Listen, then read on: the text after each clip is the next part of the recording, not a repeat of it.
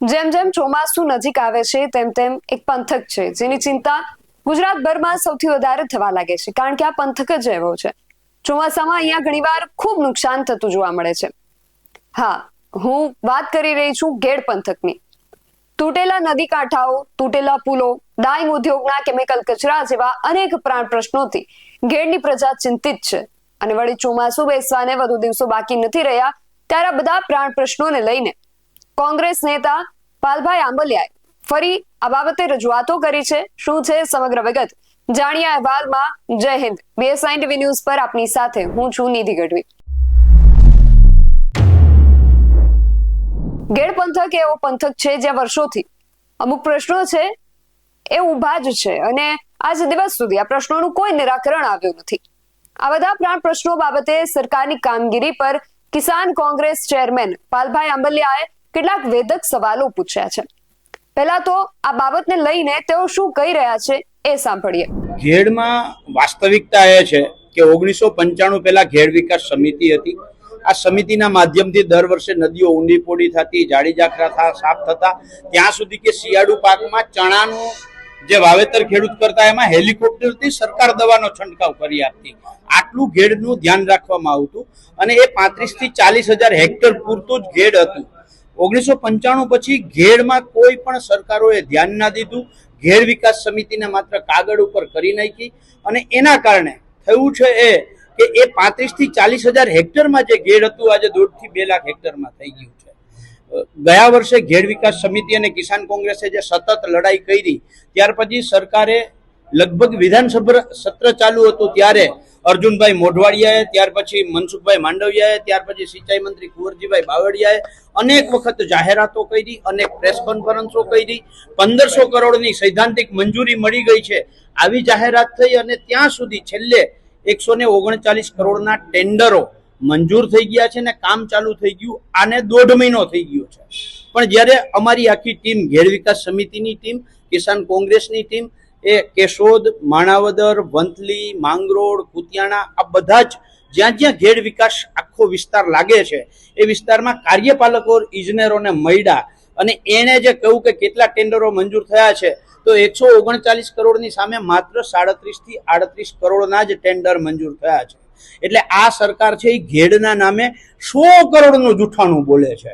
એનાથી મોટી વાત એ છે કે મનસુખભાઈ માંડવિયાએ ખુદે કેશોદના બાલાગામ ખાતે જાડી જાખરા સાફ કરવા માટે હિટાચી મશીન લઈ આવ્યા અને આ હિટાચી મશીન નદીમાં ઉતાર્યું અને ત્યાં ઘૂસી ગયું. પછી એને ક્રેનથી લઈ આવ્યા, ક્રેનથી. એટલે જોયા જેવું એ છે કે જે જાડી જાખરા સાફ કરવા માટે જ્યાં કટર, મેન્યુઅલી કટર જે આવે, આ કટરથી જાડી જાખરા સાફ કરવા જોઈએ એની જગ્યાએ હિટાચી ઉતરે છે. એટલે સરકાર કેવું કામ કરે છે ખબર પડે છે. સામાન્ય રીતે કોઈ પણ અભણ માણસને પૂછો કે ધોરિયો તૂટેલો હોય અને ક્યારો તૂટેલો હોય તો પેલા શું સંધાય, તો એમ કહેશે કે ધોરિયો. તો સ્વાભાવિક છે કે જ્યાં નદી તૂટેલી છે એને પેલા સાંધવી જોઈએ. હું વેકરી, જે ભાદરના નદી કાંઠે જ વેકરી છે, આ વેકરીનો પારો તૂટેલો છે ને 7 વર્ષ થયા.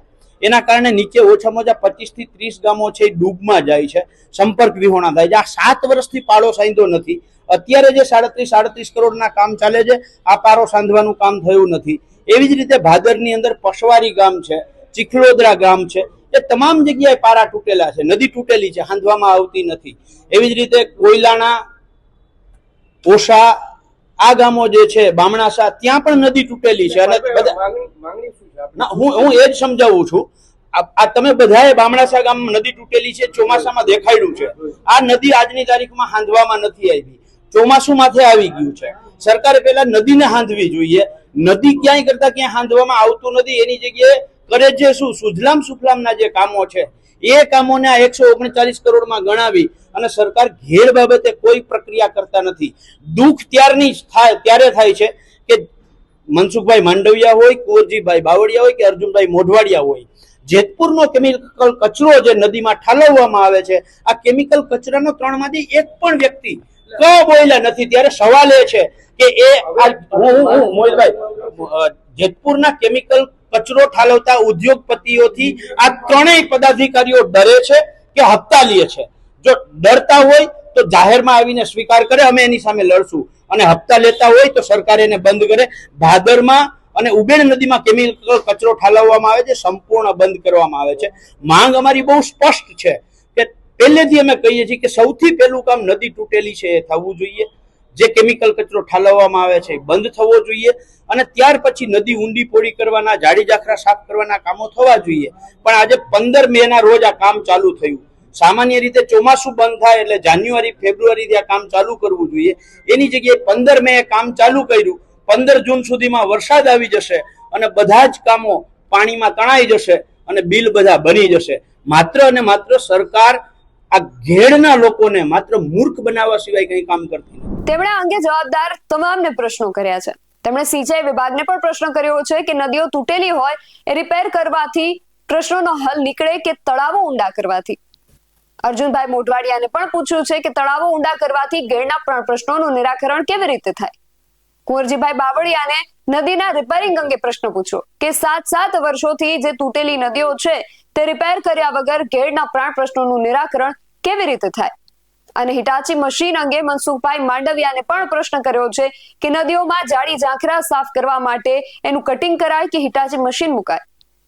આ સિવાય પણ તેમણે ઘણું બધું પૂછ્યું છે કે બાદર નદી વેકરી ગામ પાસે 7 વર્ષથી તૂટેલી છે તે ક્યારે રિપેર થશે.